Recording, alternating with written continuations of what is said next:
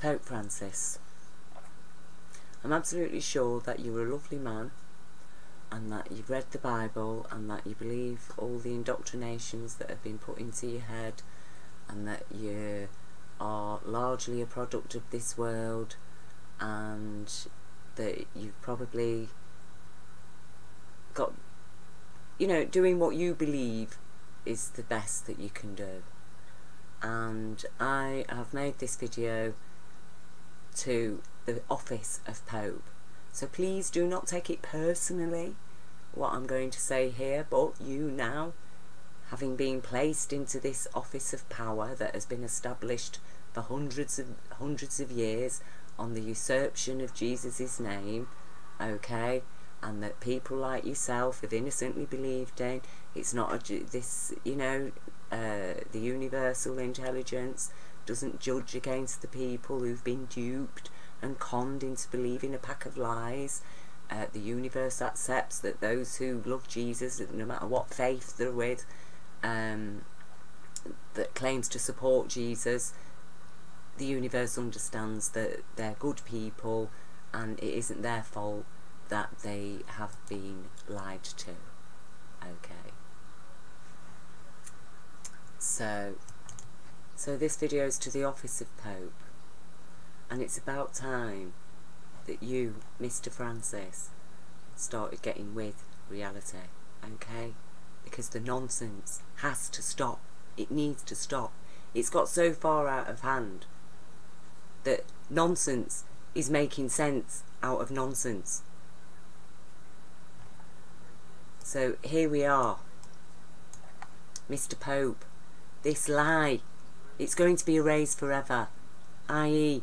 the thoroughly sick fantasy about an immaculate conception. No less than 78 times in the New Testament, Jesus refers to himself as Son of Man. He refers to fellow Jews as brother and sister. He taught us to pray to our Father who art in heaven, because the usurers won't allow him to live on earth, because he forbids crime / usury. So, who should people believe? Who should you believe? You, your office of Pope and the sick fantasy it supports, or Jesus? I believe Jesus. I believe he is a Son of Man. And I believe God, universal intelligence and law, is our true Father. Okay? So you're going to end this blasphemy of the Immaculate Conception. You're going to accept what Jesus said, because no more is your so-called New Testament shrouded in mystery behind antiquated Latin text. It has been translated into every language now for centuries, even though you burned people like William Tyndale, God bless him, at the stake for daring to expose the truth to people. You can't do that anymore, your office. Okay, but you're still clinging to the pack of lies that you got everybody to believe while everything was still mystified. Okay, and it needs to end. It needs to end, because the reason why you did it, this idea of God copulating with women, is an antiquated Roman tradition. The Roman gods regularly copulated with humans, didn't they, and produced demigods. That's a Roman thing. It does not belong in Judaism. It did not happen. God did not sacrifice his only son, okay? That is a pack of lies. You're talking about God who begged Abraham not to sacrifice his child. Okay, so you're saying even if God could have a son, that he would allow it to be sacrificed in order to save what? Men from sin. So that they could commit any crime they want, as long as they pay your church some gold, and then they'll be forgiven, like you did with indulgences, to build your churches. On crime, on the proceeds that you gained out of the crimes. It's disgusting. It's really disgusting. And as I say, I know that so many people are innocent, lovely people that would call themselves a Catholic or a Christian, who believe all these things, not because they're bad people, but because they've had nothing to challenge it. Well, I'm challenging you now.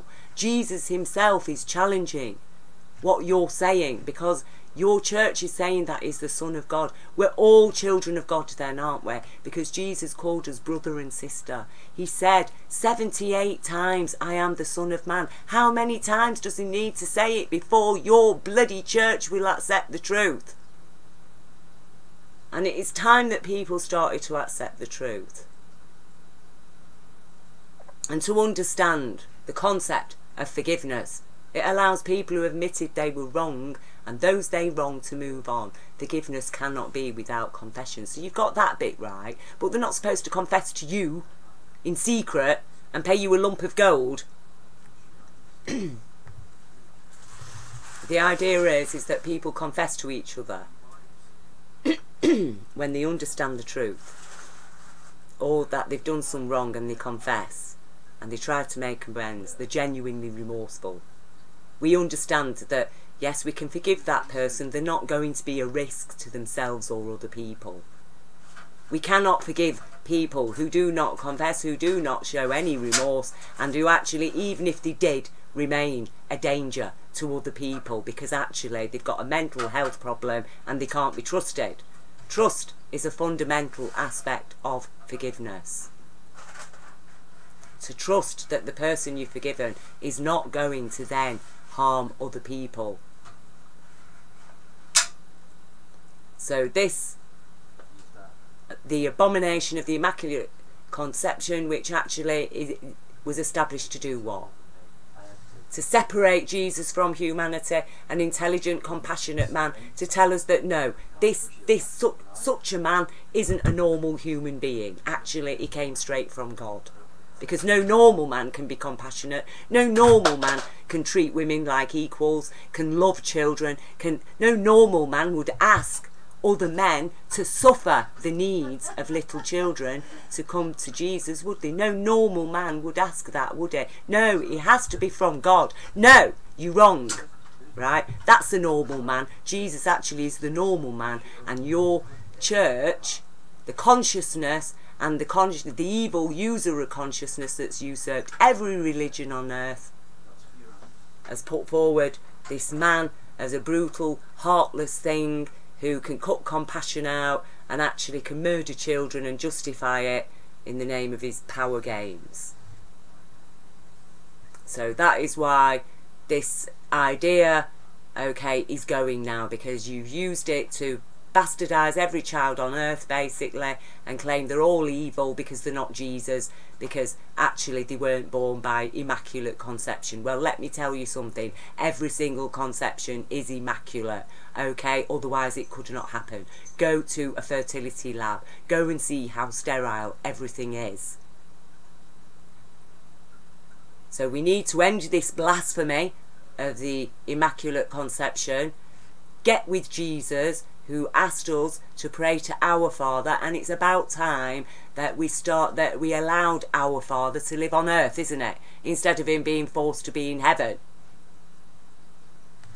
Because the consciousness that your church is supporting and has been supporting for over 1,000 years is exactly the bastard, self-interpreted male consciousness who considers itself that it can be a god without adhering to God's universal law, so therefore is what? A devil, basically.